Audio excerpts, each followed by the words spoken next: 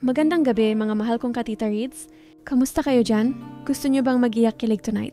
Naisip nyo na ba kung gaano ka-powerful ang isang simpleng pangako? Yung tipong kayang panindigan ng pag-ibig na hindi natitinag ng oras at distansya?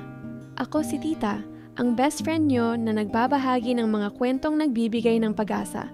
Ngayong gabi, sasama tayo sa journey ni Mia at Alex mula sa pagiging cute na bata sa tabing dagat hanggang sa mga reunion na puno ng lungkot at saya. Welcome back sa Tita Reads, ihanda nyo na ang tsokolate at unan. Simulan na natin, mga anak! Nagsimula ang lahat sa isang payapang baryo sa tabing dagat ng Batangas. 5 taon pa lang sila. Si Mia mahilig sa kabibe. Isang araw, dumating ang pamilya ni Alex, si Tita Elena at ang anak niya. Agad silang nagkasundo. Sa buhanginan sila naglaro, nagtayo ng sandcastles, at nagkwentuhan tungkol sa pangarap na maging astronaut at sirena. Sasama ka sa akin sa buwan, ha? Tanong ni Alex habang hinahawakan ang kamay ni Mia. Opo, basta wag mo akong iiwan, sagot niya. Mula noon, naging best friends sila. Lahat ng secrets, tawa at iyak sinishare nila sa ilalim ng mga bituin. Lumipas ang mga taon at lumalim ang ugnayan nila. Sa high school, si Alex ang naging sandalan ni Mia nang mawalan siya ng nanay. Ikaw ang aking tahanan, Alex, bulong niya. Pero nagbago ang lahat nung sila ay 10 taong gulang. Kailangang umalis ni Alex at Tita Elena papuntang Amerika para sa trabaho. Hindi ko kayo matitiis, iyak ni Mia. 5 taon lang, Mia, babalik ako at pupuntahan kita. Pangako. Nagpalitan sila ng sulat at larawan pero masakit ang distansya. 5 taon ang lumipas at sa ika-5th set nilang kaarawan, nagkita sila muli sa parehong tabing dagat. Si Alex, lalaking-lalaki na. Miss kita, Mia. Parang kahapon lang, sabi niya. Naglakad sila, nag-usap tungkol sa pangarap, si Mia na guro, si Alex na nag-aaral ng engineering sa US. Nandun na ang unang spark ng pag-ibig. Pero, mga katita Reads, hinila ulit sila ng buhay.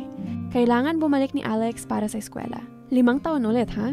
Darating ang oras natin, pangako niya.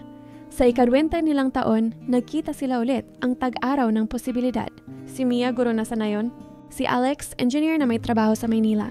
Bakit parang ang hirap na, Mia? Bakit hindi tayo pwede ngayon? Tanong niya. Dahil ang buhay ay may plano, Alex, pero ikaw ang plano ko. Naghalik sila, pero naglaro ulit ang tadhana. Nakatanggap si Alex ng job offer sa ibang bansa. Umalis siya ng may luha. Si Mia, naiwan sa dalampasigan, nagdarasal na darating ang araw na hindi na sila maghihiwalay. At sa wakas, sa ika-25 nilang taon, dumating ang climax. Nagkita sila muli. Si Alex bumalik sa Pilipinas, handang iwan ang lahat para kay Mia. Mia, 5 taon na naman pero hindi na ako aalis. Ikaw ang aking tahanan, hindi ang lugar, hindi ang trabaho, ikaw. Sa gitna ng mga alon, binitawan nila ang takot at pagdududa. Nagpakasal sila sa parehong tabing dagat. Natutunan nila na ang tunay na pag-ibig ay hindi tungkol sa perfect timing, kundi sa pagpili araw-araw. Lumalakas ito sa pagsubok at nagbibigay ng pag-asa na ang mga pangako ay hindi nawawala basta handa kang maghintay at magmahal. Kaya sa mga nakararanas ng paghihiwalay o paghihintay, tandaan, ang pinakamagandang pag-ibig ay nagmumula sa mga sandali ng paghihirap. Ang oras ay hindi kaaway, kundi kaibigan na naghahatid sa tamang landas. Ang buhay ay puno ng mga 5 years from now, at sa bawat isa, may liwanag pa rin.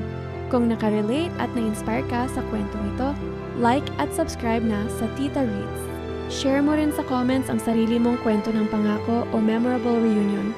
Gusto kong mabasa yan! Maraming salamat at hanggang sa susunod mga katita.